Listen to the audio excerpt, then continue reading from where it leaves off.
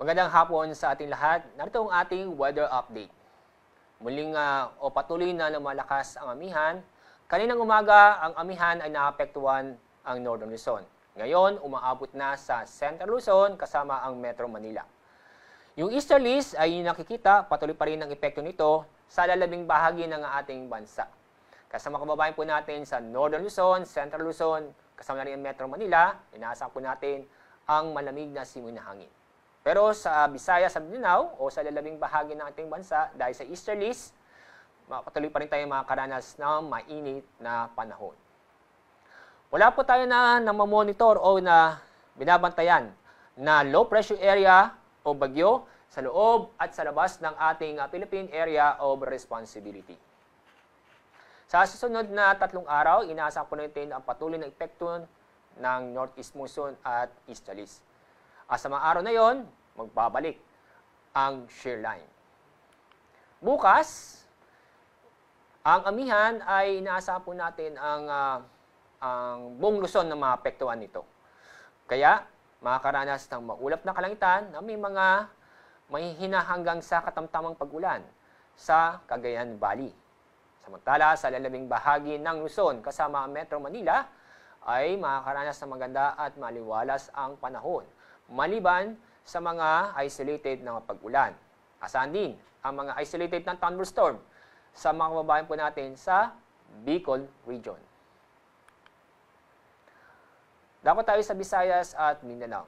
Kasabay ng paglakas ng amihan, ang pagbabalik ng shear line at maapektuhan itong silangang bahagi ng Southern Luzon at ng Visayas. Kaya, sa Eastern Visayas, dahil sa shear line, makakaranas ng maulan na panahon, kung saan ay asahan ng pamisa-misang malalakas na pag-ulan.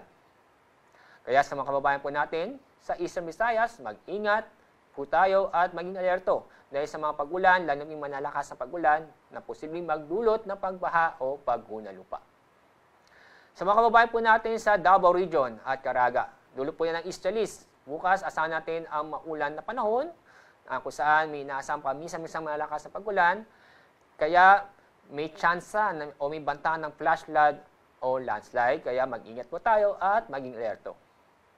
Sa lalabing bahagi ng Visayas at sa Mindanao, fair weather po tayo kung saan ay bahagyang maulap hanggang sa maulap ang kalangitan, maliban sa mga isolated na pag-ulan o mga biglaang buhos ng ulan, dala ng thunderstorm. At dahil sa malakas ng hangin na dala ng amihan, ngayong araw nag-issue tayo ng yellow warning dahil inaasahan po natin ang matataas na alon na aabot hanggang 5 metro sa lugar o sa mga baybaying dagat sa Batanes at Babuyan Islands. Ang halos 5 metro ay halos kasing taas ng isang palapag na gusali. Kaya pinapayuhan namin o pinapaalala na huwag mo nang pumalaot sa mga nabanggit na lugar para sa ating kaligtasan. Pagdating sa ating weather outlook, pagdating sa araw ng Miyerkules at sa Huwebes ay patuloy ang paglakas ng amihan at pagdating ng Huwebes, itong amihan ay aabot sa Visayas.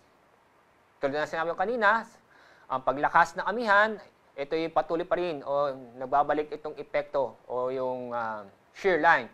Kaya inaasahan ko na itong shear line ay maapektuhan itong silangang bahagi ng Southern Luzon at ng Visayas.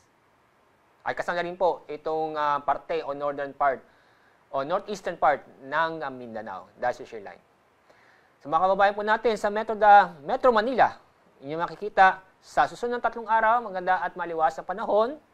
Asahan din ang malamig na simoy na hangin dahil sa amihan, pero may tsansa pa rin ang mga isolated na may napag-ulan. Sa Baguio City, sa araw ng Huwebes at Biyernes, magiging maulap ang kalangitan na may hina hanggang sa katamtamang pag-ulan. At ganoon din po sa mga kababayan po natin sa Legazpi City dahil sa amihan, itong shear line at amihan din ay asahan ng maulap na kalangitan na may mga kalat-kalat na pag-ulan. Sa mga kababayan po natin sa Tacloban City, sa araw ng Huwebes at Biyernes, dahil po yan si shear line, makakaranas ng maulap o maulan na panahon. Asahan din ang mga pamisa-misang malalakas na pag-ulan. Kaya Mag-ingat po tayo at maging alerto dahil sa malalakas na pag-ulan na posibleng magdulot ng pagbaha o pagguho ng lupa. At sa kababayan po natin sa Metro Davao, maulan na panahon na inaasahan po natin sa araw ng Miyerkules at sa Huwebes. Sa araw ng Miyerkules, dulot po yan ng easterlies. Sa Huwebes, dulot po yan ng shear line. Kaya sa makatuwid, maulan na panahon sa araw na ito. Kaya pinaiingat po, paalala na may posibilidad na magkaroon ng landslide o flash flood dulot ng mga paminsan-minsang malakas na pag-ulan. Mag-ingat po tayo, ating mga kababayan sa Metro Davao. Ang araw lulubog sa ganap na 5:56 ng hapon. Bukas, ang araw na sisikat sa oras na 6:24 ng umaga. Yan po ang ating weather update mula sa Pag-asa. Ako po, si Alzar D. Aurelio.